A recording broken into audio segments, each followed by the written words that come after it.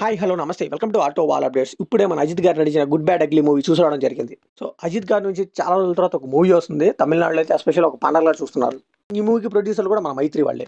Actually ఈ మూవీకి DSP గారు వర్క్ చేయాలి, బట్ ఎందుకో మళ్ళీ జీవి గారు వచ్చారు. ఆయన అయితే మ్యూజిక్ అయితే దెబ్బేశారని చెప్పొచ్చు. ఇంకా తమిళ్లో అయితే ఫ్యాన్స్ని గ్రాంటెడ్గా తీసుకున్న మెయిన్ హీరోస్లో మన అజిత్ గారు కూడా ఉంటారు. ఎందుకంటే ఈ మూవీ చూస్తే మనకి క్లియర్గా అర్థమైపోతుంది, ప్యూర్ ఫ్యాన్స్ టప్ అండి. ఓన్లీ ఫ్యాన్స్ కోసం ఈ మూవీ తీశారనిపించింది. అండ్ చెప్పడం మర్చిపోయాను, డైరెక్టర్ కూడా ఫ్యాన్ బాయ్ అంట. ఫ్యాన్ బాయ్ అంటే లోకేష్ కనకరాజులా తీయాలి, కానీ ఇలా తీస్తే కష్టం అండి. కంప్లీట్గా నాకైతే నచ్చలేదండి, వాళ్ళకి నచ్చొచ్చేమో.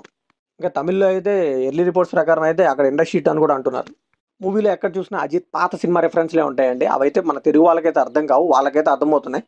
వాళ్ళైతే చూసి ఎంజాయ్ చేస్తున్నారు బాగానే. ఇంకా ఇన్స్టాగ్రామ్ రీల్స్ అండి, ఇంకా ఆ రీల్స్ చూడడానికే వెళ్ళానేమో అని నాకు అనిపించింది. ఈ మాత్రం దానికి టికెట్ కొనుక్కొని రావడం ఎందుకు, నేను ఇంట్లో కూర్చొని రీల్స్ చూసుకోవచ్చు కదా అనిపించింది. మూవీ బేసిక్ స్టోరీ లైన్ వచ్చేసి మన ఏకే ఒక గ్యాంగ్స్టర్ అయితే తన తప్పు తెలుసుకొని తనైతే జైలుకి వెళ్ళిపోతాడు. బట్ మళ్ళీ తన ఫ్యామిలీకి ఆపద ఉందని చెప్పి ఎలా అయినా జైలు నుంచి బయటకు వచ్చి తన ఫ్యామిలీని రెస్క్యూ చేయాలనుకుంటాడు. అప్పుడు ఏం జరిగింది, అసలు బయటకు వచ్చాడా లేదా, ఇదంతా తెలియాలంటే ఈ మూవీ ట్రై చేయాల్సిందే.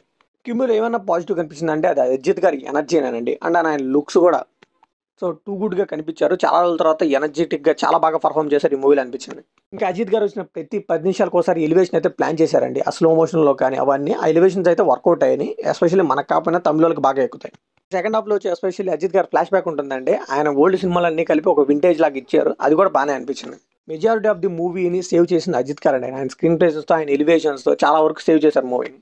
అండ్ అలానే సెకండ్ హాఫ్లో కొన్ని క్యామియోస్ ఉంటాయండి ఇంటర్నేషనల్ లెవెల్లోనే, అవైతే ఎక్స్పెక్ట్ చేయలేదు నేను, అవి కూడా పర్లేదు. ఇంకా బీజిఎం అండి, జీవి ప్రకాష్ గారు చాలా వరకు డిసప్పాయింట్ చేశారు అనిపించింది. బట్ కొన్ని అజిత్ సినిమాలు ఉంటాయి కదా ఓల్డ్వి, అవైతే మిక్స్ చేసి బాగానే కొట్టారు.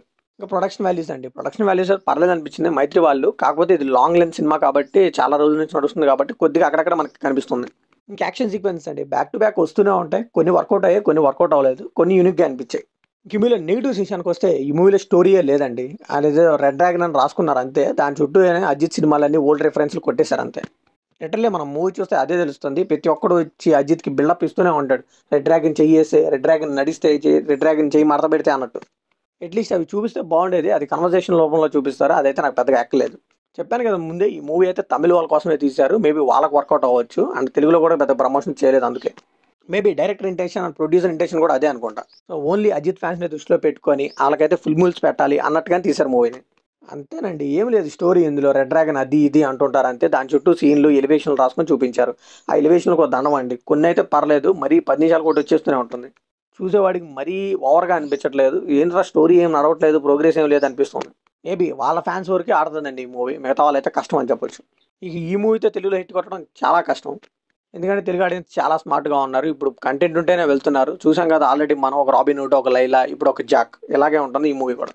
సో ఈ మూవీ అయితే కష్టం అండి, నాకైతే నచ్చలేదు. మరి ఈ మూవీ మీకు ఎలా అనిపించిందో కమెంట్లో షేర్ చేసుకోండి. లైక్ చేయండి, షేర్ చేయండి, వెళ్ళే ముందు సబ్స్క్రైబ్ చేసుకోండి.